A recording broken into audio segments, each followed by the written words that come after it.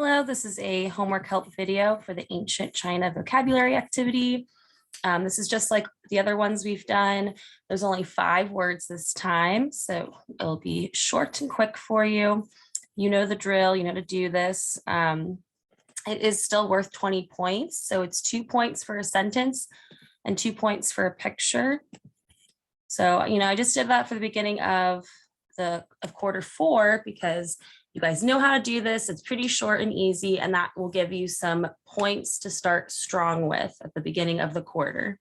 Get those grades to A's at the end, finish strong. So we'll start with the first one, dynasties. So dynasties, here's the definition. A line of hereditary rulers of a country, a succession of people from the same family who play a prominent role in business, politics, or other fields. So you'll know at this point that ancient China had dynasties to rule their country.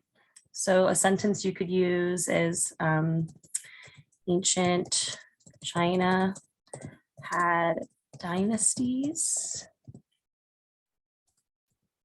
to rule their country. That could be a good one. And then you just find a words or find a picture. So ancient China, you could type in dynasty.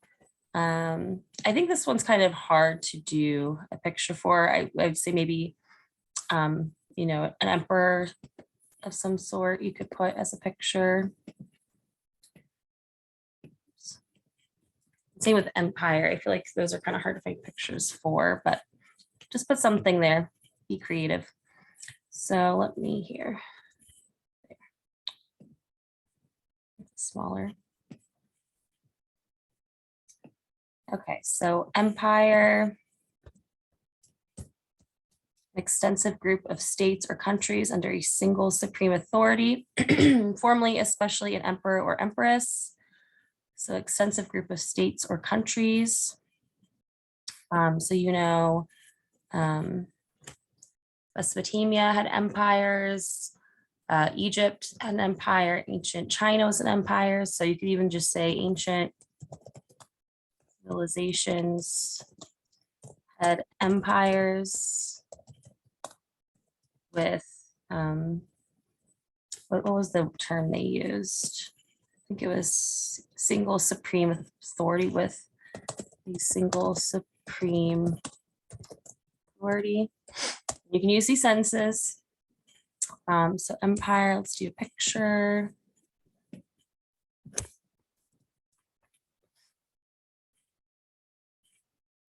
So once again, you could do any of these. I'm going to do, actually, maybe a map picture might not be bad. It has the word empire in it, right? Okay. So Huanghe, or Yellow River, is called the Yellow River because its waters carry silt, which gave the river, which gives the river its yellow-brown color. And when the river overflows, it leaves a yellow residue behind. While the river helps create fertile land, this is suited for farming. During certain times, it frequently overflows. So you could say, we all know that in ancient civilizations, farmers used the rivers for farming, for harvesting, or for taking care of their crops. So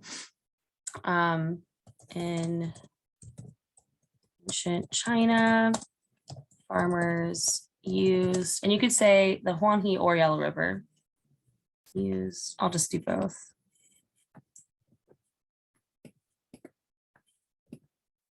Huanghe or Yellow River to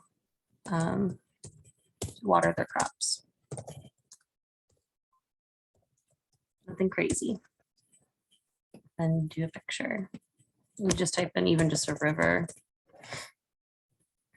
So it doesn't have to be anything insane.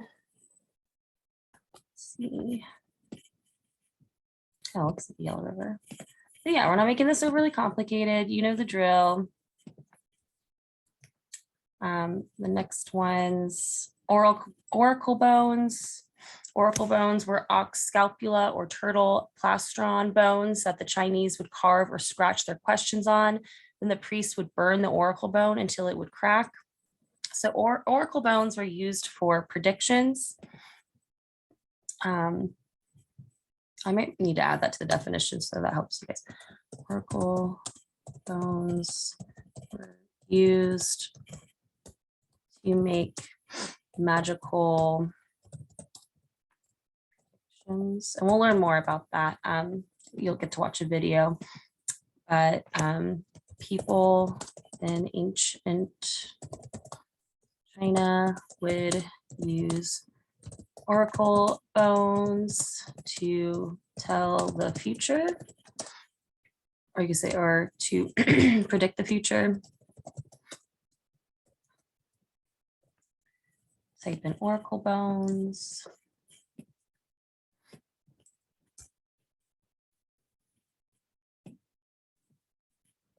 And choose any picture. There you go.